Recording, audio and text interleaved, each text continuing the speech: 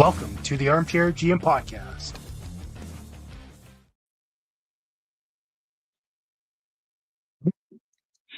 That was Pretty it. classic Flames, eh? It's crashing down. Play so good against some really good teams, and then just find a way to lose against the absolute bottom of the barrel. That is the Flames mantra, has been for 20 years. I do believe somebody got their first ever NHL goal because Yep. we like to allow that whenever we can. That's there was a lot of stupid penalties taken by us tonight. A lot of stupid penalties. What's up, Tuxedo? Welcome. It's been a while. Glad to have you back in. Yeah, I've been pretty frustrated by the officiating in most games this year, but I gotta say, like, we deserved all of the penalties we took, and I think the refs like maybe missed the boarding against Coronado in the first couple minutes of the game, and other than that, I don't really think they missed much else. As far as giving out power plays, like that's how games should be called, in my opinion, is not managing the game, but actually just calling the guilty parties as guilty parties. I don't think that play at the beginning where Coronado got rode into the boards would be penalty worthy, in my opinion. I mean, two guys were fighting in, going in. They went in together. He just got the butt end of a big hit. Basically, I think if that was roles reversed, I'd be upset if the penalty was called on us for that. Absolutely, like Tuxedo says, way too many penalties, and yeah, that was the story of the game tonight. Like really, really bad sticks everywhere. And I think it all pretty much stemmed from the Flames just being really slow today. I don't know how much travel has to do with that, especially for professional hockey players who pretty much travel for a living. That you'd figure they'd be used to that, but it seemed like they just everyone was slow. I found especially, which is really weird, Coleman was really slow today, but everybody was. I've actually had a bit of an issue with how Coleman's played this year for most of the season, and I didn't agree with having him out when there's 45 seconds left in the game. The way he's played this year, I agree. Yeah, I don't see how anything warranted him being one of the guys on the ice because he's been off, right? He's been pretty much a liability since beginning of the season, offensively and defensively. And so I was surprised to see him there. And I'll give Huska credit, where it's due because he's had lots of it this year. But I think putting him out there was a bad call on his part. But that's personal opinion, I suppose, on that one. If anybody, I don't know who would you put in his place, right? Coronado really didn't have a very good game. One of his worst, I think, since he's been called up because he's been on a tear and he's been on fire. He's been really good, but his game, and I think it stemmed from that first hit. I don't know if you know this, but his next shift after he got rode into the boards there and got knocked down, the first shift after that, he skated into the boards in the same area, but on the other side of the net, and just by himself, almost looked like Mangiapane out there, just falling over unprovoked and slamming into the boards himself, and it was like, whoa. But again, he's been so good this year. But you're right. I think this was his worst game since his recall for sure. Yeah, I agree with Tuxedo there. I honestly thought that was a non-factor. Personally, it was, to me, it was clearly not. He had time. I think trying that in that situation was a bad idea, and it just really took the wind out of the sails. Yeah, I agree 100%. I think that was one of the turning points as far as how momentum went. I agree. Well, Like that, and it seemed to me like Huska said after the game that Kirkland was not skating into the crease by himself and got nudged in there, but I disagree. It looked like he was skating directly into the crease by himself and just got nudged in there a little bit further than he was already going to be in there. And the goalie was yeah, far like in his crease that he would have hit the goalie even if he wasn't provoked. You know what I mean? Like I think yeah, that was a bad call, very, very, very rare call. Bad call by yeah. Huska or Pringle, I, or whoever said that challenging that was a good idea. I don't necessarily think he would have actually made contact with the goaltender if he wasn't pushed or nudged in that way. Um, One thing that I kind of do have an issue, like the goaltending interference call has been a gray area for so many years. You know, you go for years of calling anytime you even put a toe in the blue paint to, okay, no, that's okay as long as there's no actual contact. You can be in the blue paint, and now they seem to be calling the blue paint again. Like there's no, I don't know if they changed the rule on it and that I'm not aware of. I I'm don't assuming think they must have because I'm seeing it a lot this year. I don't think they changed the rule, but this year, I've heard it on a lot of podcasts too. Like I think that a lot of the refs got phone calls from head office saying that that's kind of what they're supposed to be looking for this year, and like not like they're trying to you know screw over certain teams or anything, but I think that's just actually fairly consistent around the league this year is blue paint. Yeah, no, it has been, and obviously, if as long as it goes against both teams, I don't really care. I just Absolutely. wish they'd be more consistent in what the call is, right? Or at least No, tell everybody. Like I get tell the refs, yes, but like mm, everybody should know about it, not just the refs. yeah, The players, the coaches, the fans. Everyone should yeah, know that that's going to be a yeah, rule or the standard, right? But yeah, it's the absolutely, NHL. and then obviously with roles reversed when they scored against us there, I tell you what, if they would have if if they would have not Called called the goaltender interference there, I think there would have been mayhem on and off the ice. I think you had to make that call. Whether, I mean, obviously there was contact and it should have been called, but you just never know when it goes to head office here and they're having a look at it. It can go either way. So I was pleasantly surprised that they made the right call there. Absolutely. And you were saying something during the game when we were talking about the no goal call from we were talking about a minute ago. You thought the ref was kind of making the game about himself, the way he was Oh emphatically yeah, waving. He was just like I, overselling it or whatever. it was just such theatrics, and I don't like it when the refs decide to you know, have the spotlight on him. Like he literally went from the goal line all the way to center ice doing this. Like, calm the fuck down. Yeah, Like holy shit. Like this you're not the star of the show here. At least don't try to be the star of the show. yeah. Let the players do that. I thought that was just it was just so gross.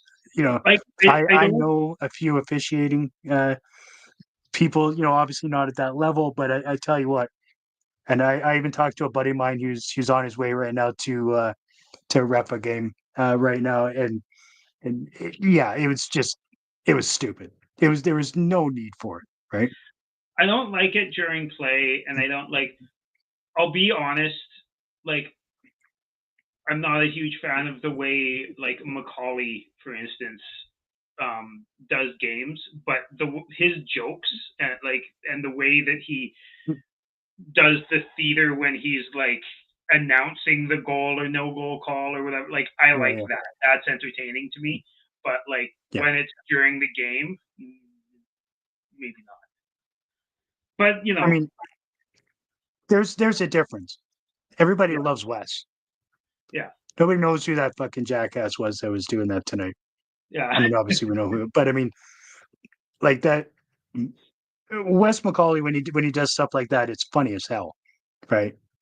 Yeah. Well, some of those penalty calls and stuff like that, I think are really good. And even some of the mic'd up stuff is amazing that comes from him. Oh, absolutely. Yeah, no, I instantly in my head just went, wow, this guy wants to make the whole game about him. And then the broadcast showed the slow motion of it even after, and it annoyed me even more because it even looked more theatrical at that point. Yeah, that's right. Everyone does love Wes. Alice with change. Everybody. Oh, Alice with Chains. That's a great name, by the way. yeah. Alice Any with questions Chains. or comments from anybody from the game? Let us know, or Yeah. about the show or anything like that. But yeah, it does kind of annoy me when the guy's just like emphatically waving it off like that. But at the same Yeah. time, it's good to let everyone know, I guess. But Hmm. I don't know. Yeah, it's What's too bad we decided to do this on a lost day because we've had so many exciting, good, fast paced games lately. But here we are. So this is kind of a topic that obviously in all the fan pages people are up in arms, pissed off about it. I subscribe to Sportsnet or I have TSN or whatever the case may be. I tell you what, if Sportsnet doesn't up their game, they're going to lose the NHL rights. The broadcast is phenomenal. I think the fact that they show the pregame and the stats and everything while the game is going on, I think the product itself is amazing. The quality is amazing. I've been loving it. And in my opinion, in this day and age, it's very rare that at least one person in a household doesn't have an Amazon Prime account. So I mean, the game's essentially available for almost all. But that being said, the ones that don't, I mean, I get it. They're trying something new. People weren't really up in arms when they were doing preseason on YouTube, right? Or on the website. yeah, But I think the quality itself just is phenomenal. Phenomenal the so far. quality is really good. It's frustrating that I spend like $250 a year on Sportsnet and it's Mhm. not on Sportsnet. Um, Sure. but again, like we have a Prime account here, so it makes sense. It's fine for me. It's just frustrating that you wouldn't be able to get it also on Sportsnet. But the Prime broadcast is really good, and the quality is just out of this world in comparison to Sportsnet. And it's really too bad that I've always thought that Sportsnet, like Sportsnet Now or Sportsnet Plus or whatever it is, it doesn't do the pregame stuff. It comes in right before the national anthems and then plays the game. But Yeah. with Prime, there's like half an hour to an hour of pregame stuff about, and it's not just the thing that Sportsnet does, which is the Yeah. top 20 plays of the top 30 plays of the season so far or whatever Right. before every game, right? Yeah. Yeah. Absolutely. If you think about it, all the years if you bought the NHL Center Ice package or whatever the equivalent has been over the years, there's always been blackouts, right? But those games are just gone. So you're fighting to find an illegal stream to find the game, or at least this way you do have means to do it. I mean, before Sportsnet got the rights and started broadcasting everything, there was easily 5 to 10 games a year of the Flames that were not aired, even that if they're in Calgary because they want to promote people to go to the games and blah blah blah. Well, the Saddle Dome sold out, so why can't I see the game? That sort of thing, right? So I think it's a viable option that at least people have the ability to watch it. Where in years past you had no ability; it was just gone. You were listening to, I guess at the time, Peter Maher on the radio. Which, Which, don't get me wrong, I love yeah, listening to Peter yeah, Maher on the radio, but because I want to make that clear. But that yeah, was your only option, right? yeah. I don't know. I guess, and with Sportsnet right now, like especially right now, the past 2 years that I've had Sportsnet Plus has been so good, and I've never had any problems with the streams or anything. But this year, almost every stream has been laggy, behind, relatively bad quality, and skips forward, and sometimes the commercials run into the gameplay, and Mhm. it's really, really unacceptable for. I mean, Yeah. Sportsnet is supposed to be the hockey thing, right? And it's just Yeah. not working. And the fact that Prime is doing so good, but they only get 1 or 2 games a week or whatever it is, right? Like it's Yeah. almost The too bad. The Like Monday switch night over thing. to Prime full time if I could. Yeah, absolutely. I like even tonight when I started watching, I was watching on my phone for the first, I don't know, 5 minutes, 8 minutes, something like that, because I had other things to do before I got into the Flames cave. But when I turned on the TV and transferred over, it was at the exact same second. And you don't see that with Sportsnet very often. There's such a weird lag between TV and app, and it's depending on what device you're on, it can be 30, 40 seconds different.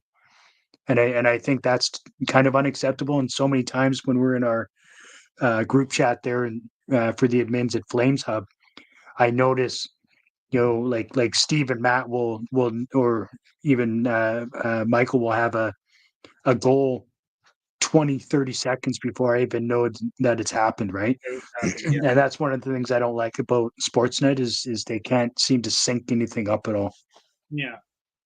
Like Amanda says, I think the picture quality of Prime is definitely better in the fact that they actually do play by play instead of listening to Kelly really talk about his playing days. And like, don't get me wrong, all of the guys or Yeah. girls that used to play, um, like even on the radio, Megan Mickelson, like they all talk about their playing days. Corey Sarch, they all talk about their playing days as they should. But Kelly does this thing where he'll talk about it 40 seconds into a shift, and it's like, Right. Yeah, the play's going geez, on and you're still only rambling. doing like do it during the breaks or in the intermissions or whatever. That's fine. I don't care, but I don't need to hear about a goal that Colin Patterson scored on you in the 80s in the middle of our, like I don't care. What are you talking about? Everybody cares about everything Colin Patterson has done and is still doing. He's a great man. For sure, for You leave sure. him out of this conversation. He has nothing to do with this. Yeah, I just picked a random guy from the 80s. There. Well, I mean, it's a good call. He's a good guy. Yeah, Follow him on Instagram. He's funny too. sure. What Um, uh, what did you think of the fact that Sharon Govich finally seems to be scoring goals at a regular pace again, which is fantastic. Was it three in a row now? 3 games in a row with a goal?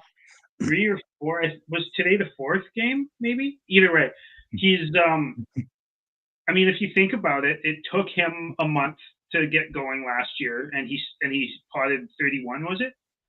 Yep. So, but it took him a month to get going this year. Maybe he'll pot 30 again this year. I love Sharon Govich. I'm. Yeah. I know he's had a really rough season to start, at least, with the injury and coming back. But I don't know. I think he'll be fine. He's pretty much our best shooter. Like maybe him or Coronado are our best shooters right now, and they're getting him the puck, and he's scoring on the power play. And did you see he like jumped over a guy while he was scoring today? Yeah. Yeah, like Yeah, he's got that was some. good. It was gritty. It was a gritty goal, which is good, right? He's in front of the net, kind of fighting it, and you know, obviously the other two that he scored were snipers, right? That's what we're used to seeing from him because he's got such a deadly shot. Oh, absolutely, and it's not just a one trick shot either. It's not. He can take a take a wicked one timer, or he can dangle it a little bit. Maybe he might not be as good at dangling as some of the other guys on the team, but he can dangle a little bit. Um, he's got a This is wicked release, like real, like you can barely him and Coronado both, like, they can release the puck without you noticing they're releasing the puck, right? Yeah. Like, they really fucks with goalies. Oh, he's got a deadly shot. Like when he's on and he's pulling that one time, it's a fucking missile. Yeah. And he can pick any corner he wants. You're right, Alice. You're right. Uncle Kelly can talk about Mr. Patterson all he wants. I should have picked someone else, but yeah. What's an acceptable record for the road trip? Tuck asks. 2-2 would be great. Anything more is a bonus. 4-game road trip. It's mostly bad teams. I think we've got obviously Ottawa, Is it Detroit on Wednesday? Detroit. I think Columbus, which is going to be a special game. Yeah. The thing is we all know how the Flames play. For instance, tonight against shitty bad teams. Usually they kind of forget that they know how to play hockey, and then it kind of lasts for most of the game, like it did today. But I think 2-2 would be fine, especially considering we're coming off a 4-game homestand where we swept it. Obviously I'd like to win the next 3, but not really realistic to expect us to win every game, right? So.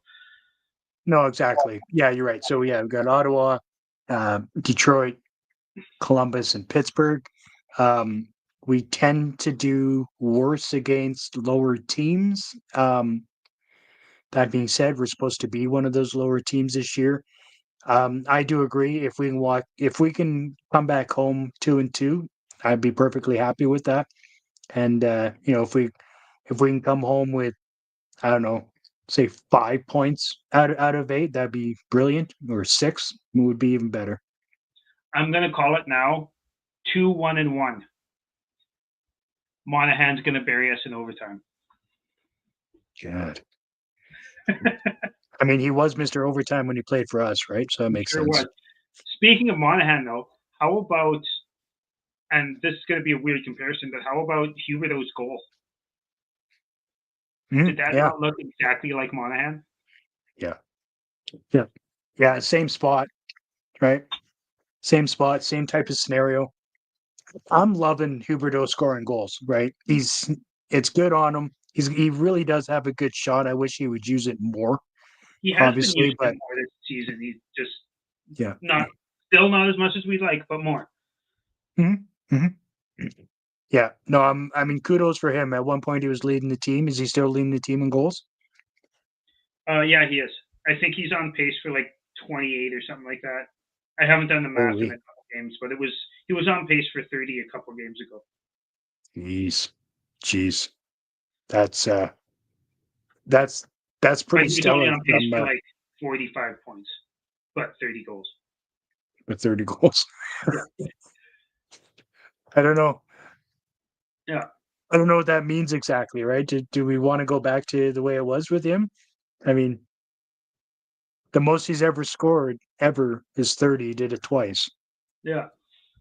I'd like to see him.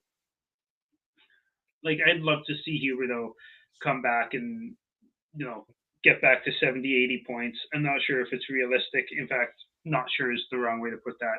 It's not realistic. I'd love to see him get 60, 65 points, which I think is realistic. Maybe not this year, but in the future, I think it's realistic. Especially if they actually play him with the players he seems to be good with. And him and Zary have a connection, right? Yeah. And they did at the end of last year.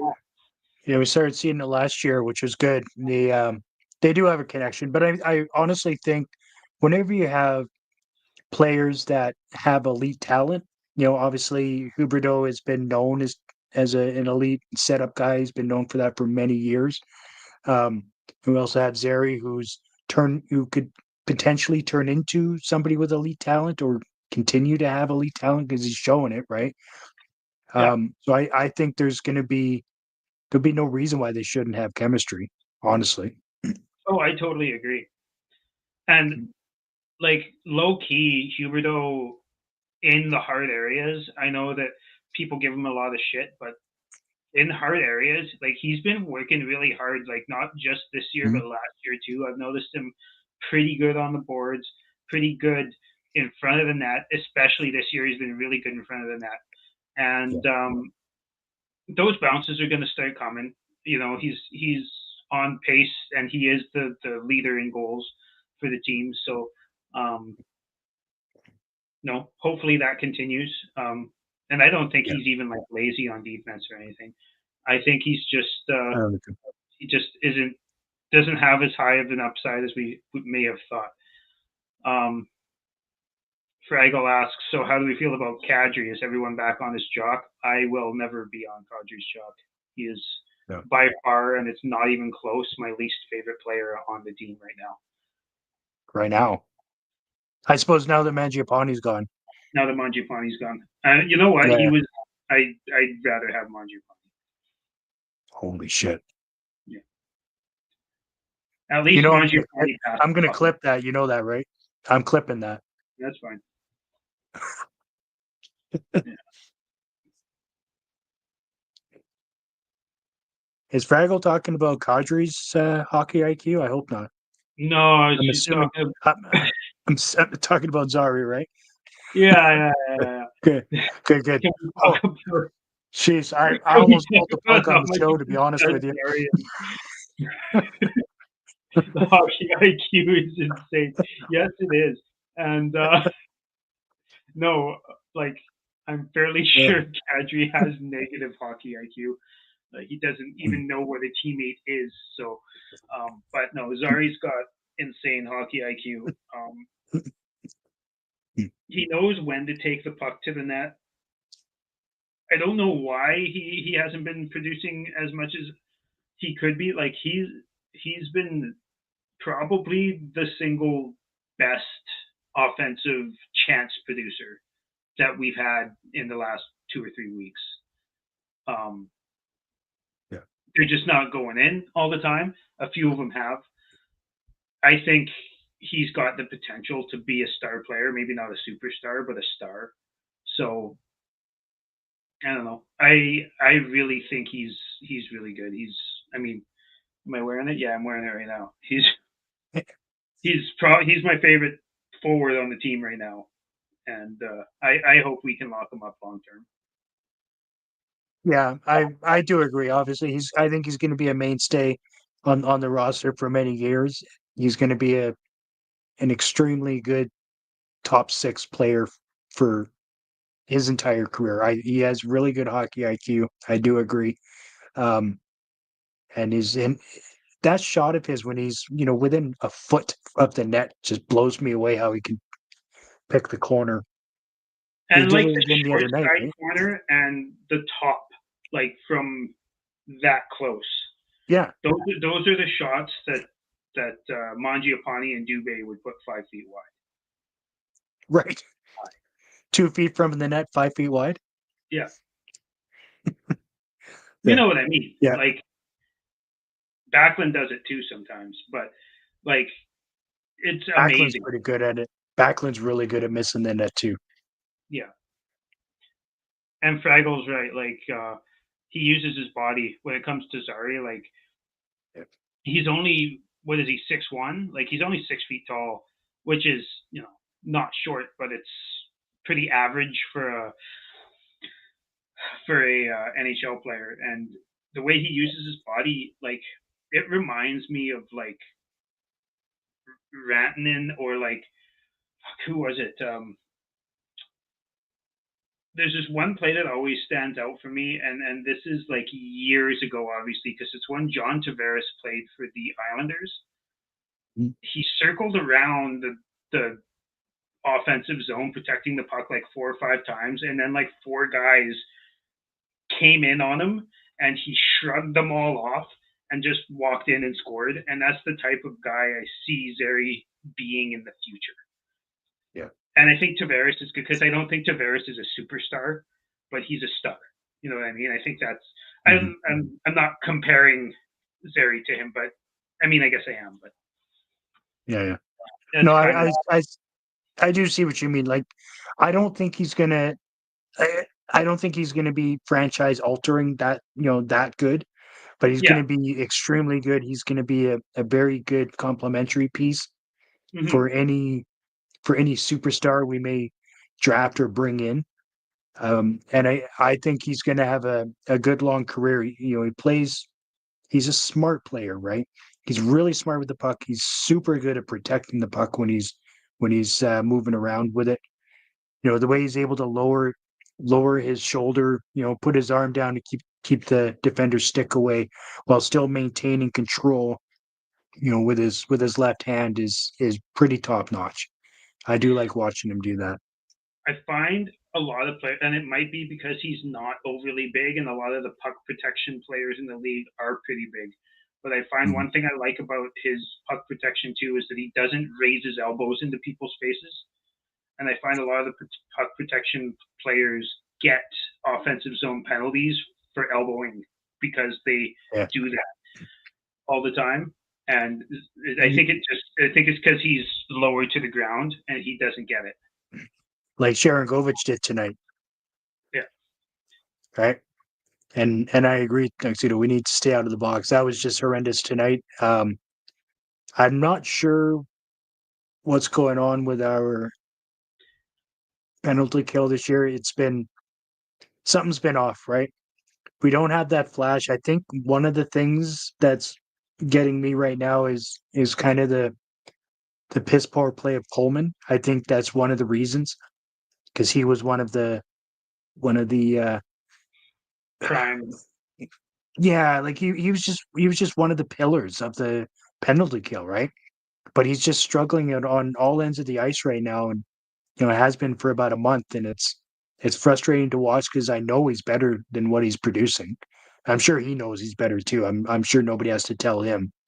And I He know knows exactly what you're he's. not saying this, but I just want people to know like you don't mean offensive production. You mean defensive play and two-way play and puck protection and stealing pucks and anticipating things and not taking penalties and stuff like that. And Yeah, Coleman's just been kind of his entire game is kind of not been up to his standard. And again, we don't yeah, mean last year's standard. Last year was the best year of his career. We mean like his right. average standard. That's right. Yeah, like I'm not suggesting that he's an 80-point guy, Yeah, but his play away from the puck leading up to this season has always been stellar, right? He's yeah, always in a good position. He's physical. He's tough to get off the puck, which this year he's extremely easy to get off the puck. You his pretty much just have speed to too blow is in his direction, and the puck's going off his stick. It's really weird to watch. yeah. And his speed, he's been slow, like specifically today, but in general, he hasn't been as fast as he usually is. And Mhm. his speed has been one of his biggest, you know, positives throughout his career. Yeah, And I yeah. saw, Tuxedo. I saw this comparison for Zari. I think I want to say it was either Wes or Aaron on the on 960 that said Logan Couture, and I actually texted in after they put that up there, and I said that's actually a really good comp because Logan Couture, like maybe not right now, but when he was a little bit younger, was really good second line center for Joe Thornton. Was a really good second line puck protection, two-way forward who could put up points when you needed them to, 65, 70 points. That's a I do think that's a really good comp. I would take that any day of the week, right? Yeah. Yeah, that would if that's what he turns into, fantastic. You know, Hmm. I would absolutely love that. Yeah. How do you feel about Matt's line here? Sharon Govich, Zary Coronado. Interesting. I mean, I wouldn't mind seeing Zary and Coronado together. They're both really good at fighting for the puck. I think that I wouldn't mind seeing it, the three of them together. But I do think that there might be too many shooters for one setup guy. I I really like the Zary and Huberto connection. and I'd like to see that tried for an extended period. But Mhm. at the same time, if that doesn't work out, I wouldn't mind trying this. Like I think that Zeri Yeah. is a shooter, but when you watch him doing his on the boards puck protection thing and his button hooks and everything, he's also looking for passes, right? He's not just shooting. He's not just passing. He is looking for everything, and I think Mhm. Coronado is too. I want to bring something up with Coronado. Actually, I noticed not today, but in the last game, um, when he passes the puck in the offensive zone, he is the only player on the team who instantly opens himself up to get the puck back. And I don't mean like finds an open spot. I mean he opens his body up towards the person he passed to allow them to Mhm. pass it back if they need to. Right. And I think there's a few players on the team that could really use that because a lot of the players just will pass and like turn away and try and find a different spot instead of Right. making themselves available again, like positionally. Yeah. I see what you mean there. I would suggest that Sharon Govich is good at that as well. Oh yeah, yeah. Actually, you're right. Yeah.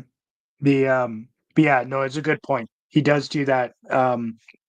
Which I mean, who's he playing with right now? Backlund Sharon Govich.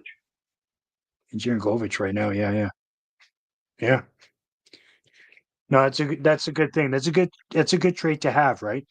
Mm-hmm. Always be aware and facing the play. You know, you're not going to receive a pass if you turn your back and you're skating the other way. So it's good. He Especially, puts himself in a position to succeed on that. I like that. yeah. Especially, I'm pretty sure I could be wrong,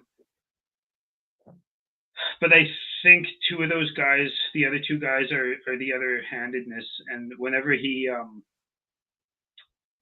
enters the zone on the other side, he's doing that to make sure that they can get the Mhm. puck to him. Right? He's aware of what side of the puck, or what side of the other guy's stick he's on, so he opens Right. himself up to it. And it's just a really and I'm literally trying not to say stuff like this because I say it way too much. But as Fraggle says, don't be a Kadri who, first of all, won't pass the puck, but then he doesn't open himself up to get it back either. He just rushes and tries to How, do how can something. he open himself up to get the pass when he's trying to rape the person he just passed it to? Give people some space, right? God, why does he always he's always got to be shoulder to shoulder with somebody? Find an open spot to be.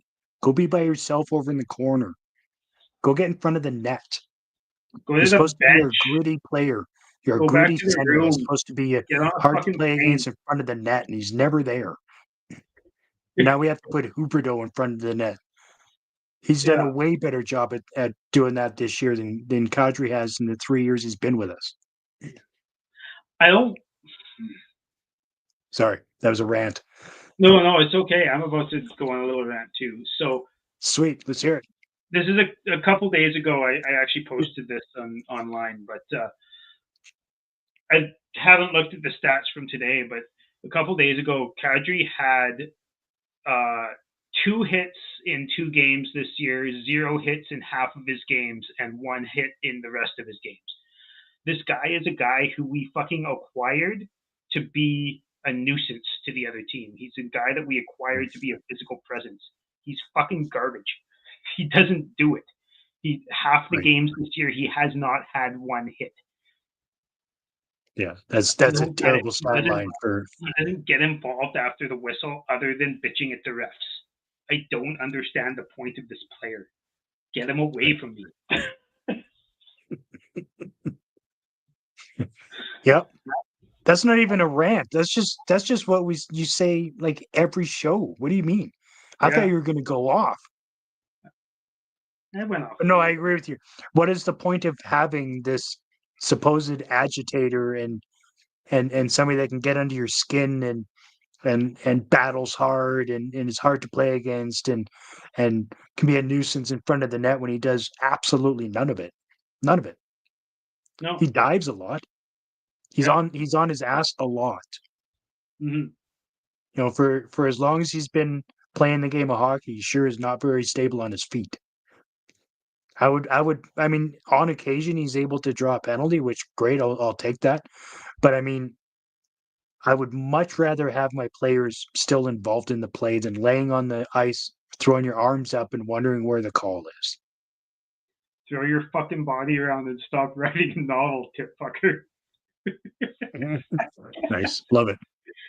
Took the Speaking of words right out of diving, my mouth. so watching fuck, who was it that Uyghur speared today? It looks like Bill Goldberg out there. He's Oh, yeah, yeah. speared. Oh, Yeah, against Giroux. Giroux, yeah. And then Giroux dove. And like how that gets called a dive, which it was a dive, but how that gets called a diving call and like Kadri doesn't get called for diving for like 3/4 of the times that he draws a penalty drives me fucking nuts. Like obviously I'm a Flames fan. Do I want to see us on the power play? I don't know. But you know, in theory I want to see us on the power play. But I don't think that diving is That's what it was. it's not a good way for Kadri to be teaching our kids how to play. You know what I mean? Yeah, Like yeah. if Barry and Coronado start diving, I will be fucking legitimately pissed. Oh yeah, no doubt. I didn't even think about that. Maybe that's what Uyghur was doing there. At first I thought he just didn't have confidence in Wolf, right? So he was just diving in front of Giroux, who's gonna have a clear breakaway. But maybe that's what it was, is he knew that we were on the power play and knows that we're not great on the power play, so he thought he would try and even it up a little bit so we do a little 4-on-4, because I think we do better 4-on-5, 4-on-4, 5-on-5, that sort of thing. So maybe that was his intent all along. He was big Although braining it. ever since that play, it's been bugging me. But you're right. That's exactly what it is. Maybe, who knows? Funny stuff. Tuck says, I've not been a fan of Kadri this year. I actually was last year. I think he will just keep getting worse. He's 34. Yeah, and that's the thing. Like, I thought he was better last year, but his game hasn't changed this year. He just produced more last year than he did. He plays the same game as he did last year. He just got luckier last year and has been more unlucky this year. In my opinion, anyways. I don't know. I know a lot of He's just people love him, and especially last year because of all the production. But I don't know. Um, and the I just bad find him a luck very right now. selfish player, right? I've always found him to be a selfish player. I thought he was a selfish player in Toronto. I thought he was a selfish player in Colorado, and I still think he's a selfish player playing for the Flames. He doesn't utilize his team. He's always trying to be the guy with the flashy play and the shot, right? That spin move to shoot has been pissing me off for a decade. I think it's stupid. I think it works about 4% of the time, and he needs to knock it off. Yeah, I don't Use know, your man. players, use your Yeah, team. use, That's use why your team. hockey's won with a team. It's not won by a person. Ask Tunnel Edmonton; they'll vision. tell you. The tunnel vision is ridiculous with him, and no. Steinberg I always mean, said I get in arguments with Steinberg about it all the time. He's like, oh, it's what makes him. It's what made him $7 million, and it's what makes him a good player, and it's why he's played X amount of years in the league, and it's why he's won a cup. And I'm like, playing with McKinnon, Rantanen, and Makar and Taves is what got him a cup. Like, shut the fuck up. I love you, Pat, but fuck. yeah. All right, that's like 25 minutes on Kadri. So I'm officially putting a peg in it. Anyways, Okay, it'll what is your be thought been 5 on minutes. Lomberg? Um, the third or the fourth line in general today was bad, and it was the first time in Yeah. weeks, if not all year, that Mhm. line was bad.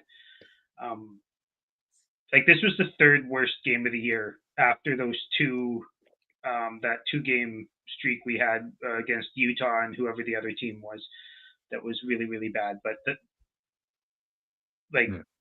it was like right at the beginning of the first period. I think it was the first thing I put in our group chat today was not very often the fourth line gets hemmed in like that, and they were hemmed in almost every time they got out there today.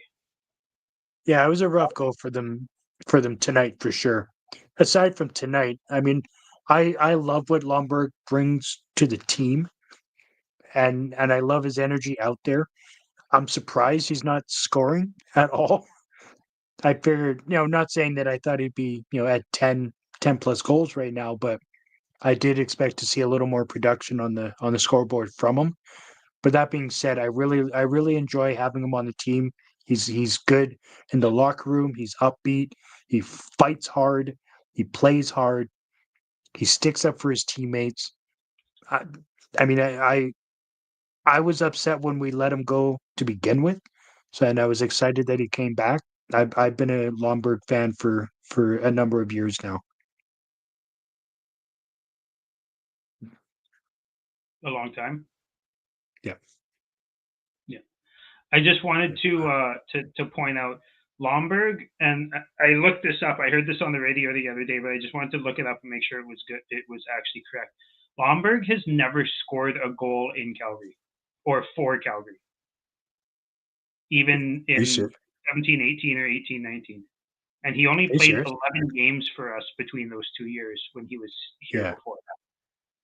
He's got a cult following considering he's only played 33 games for us total over 3 years. Attitude is infectious, right? Oh, I love it. I absolutely love it.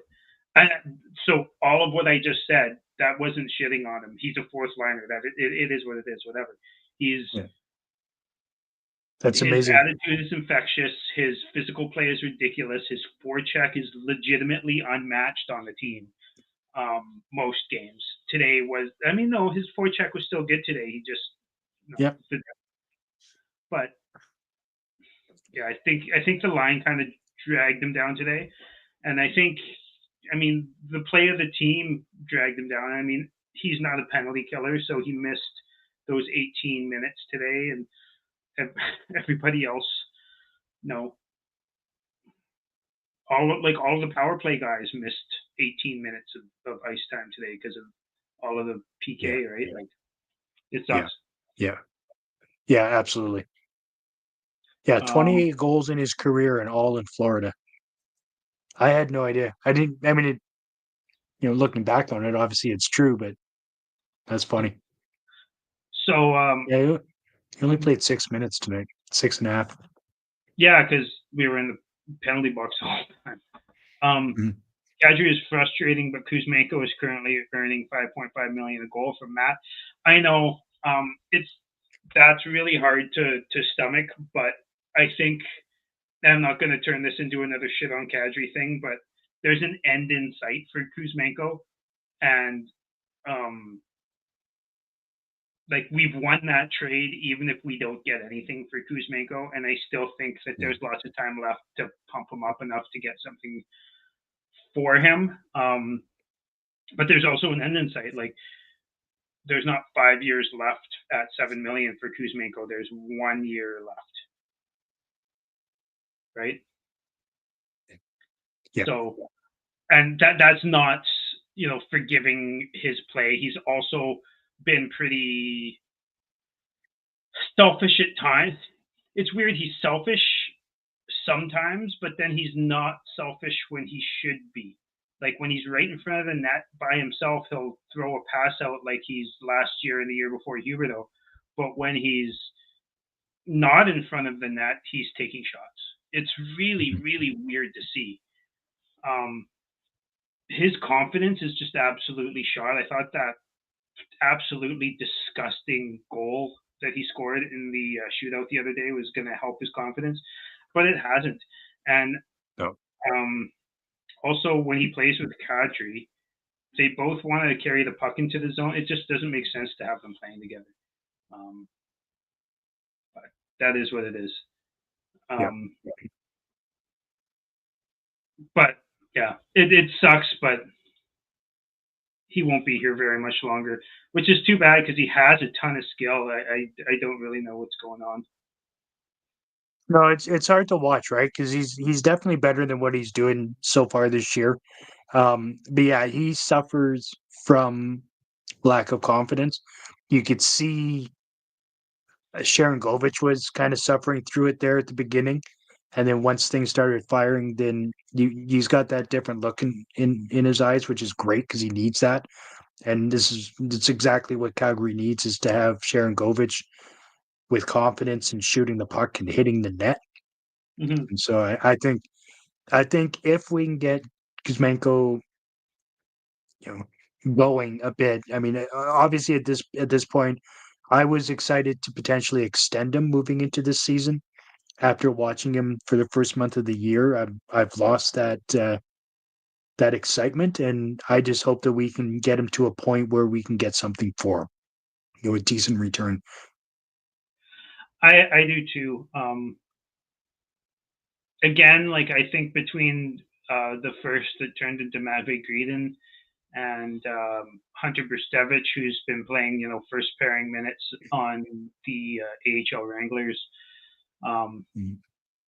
I think that we've won that trade, but it would be nice to get another, late first, early second, mid second, something like that for Kuzmenko if we can. Yeah, Um, for sure.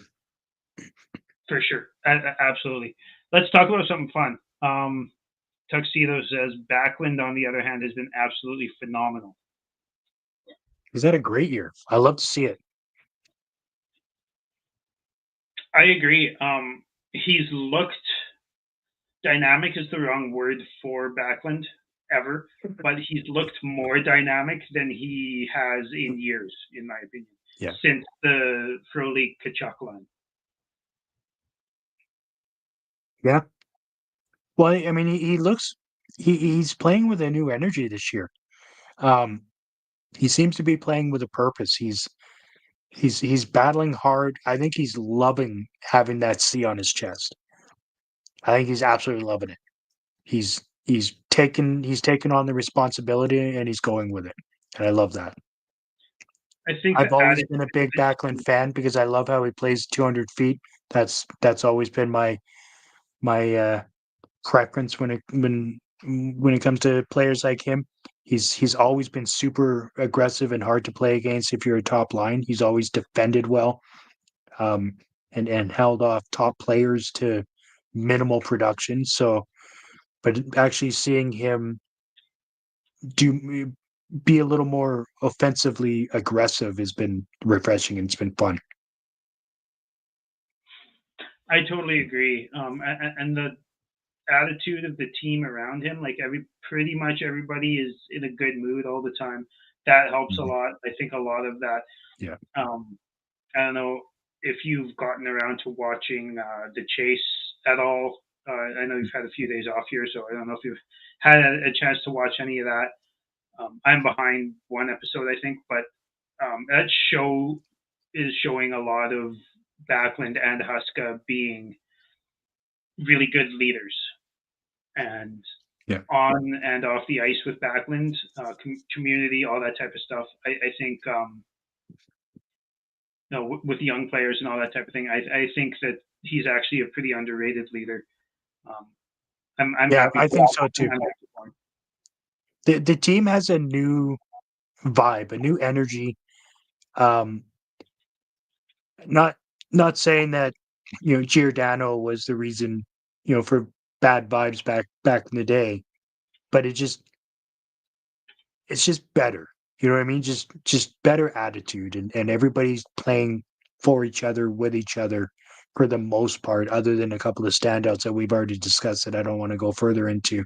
But I feel like he just has a lot of respect from the players on the team, both on and off the ice. I think off the ice he's an amazing human being, and I think it's it's good for him to have taken on the role and has been as good as he has been at being captain.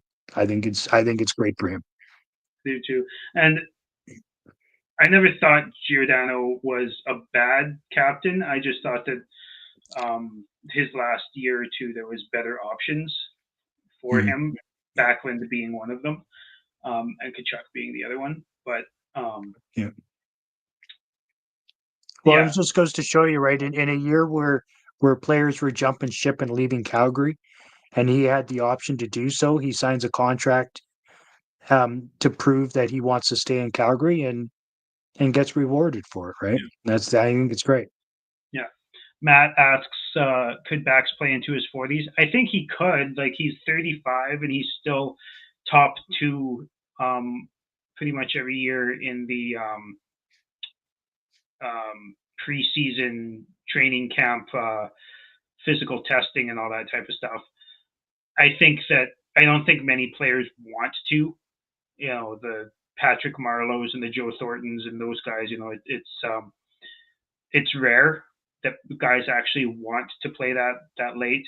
I'll tell you right now, like, I'm 35 and my knees are shot and I don't play professional hockey. So I think your off-season workout routine might be slightly different than Backlund's.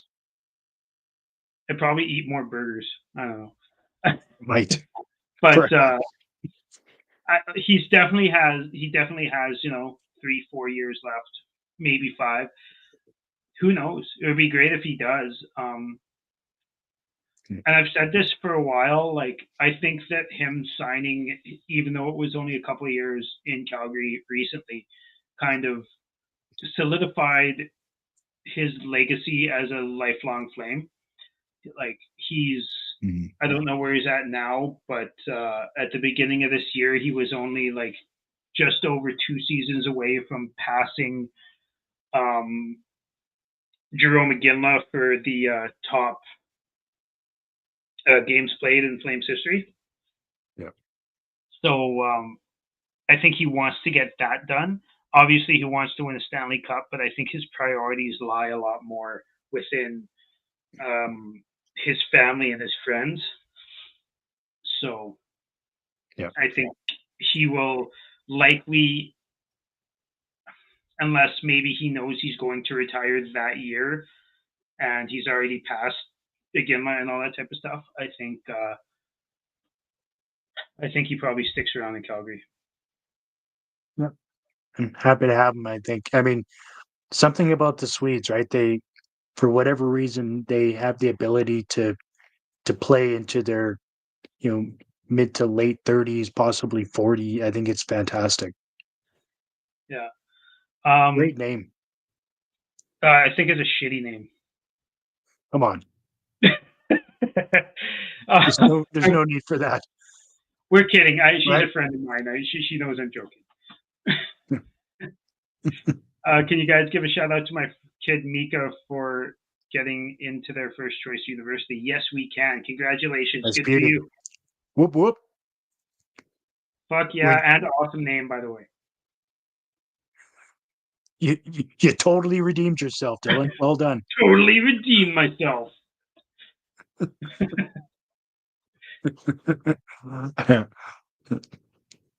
That was fun. That was fun. You wrap her up? Yeah, we're at an hour right now, so we might as well. Thanks for coming in, guys. It's been a lot of fun. Like Bagel and Tuxedo. Nice to have Matt in. Alice with Chains, wicked name, by the way. Everyone, thanks for joining. Make sure you let your friends know about us and all that kind of good shameless plug stuff that YouTubers have to do at the end of their videos. Woo! It's been said. Cheers, guys. Go Flames, go! And I think we're gonna do an episode here at the end of near the end of the week, or maybe tomorrow. I can't remember what we decided we were gonna do. But cheers. Go Flames, go! Go Flames. Cheers, everybody. Thanks.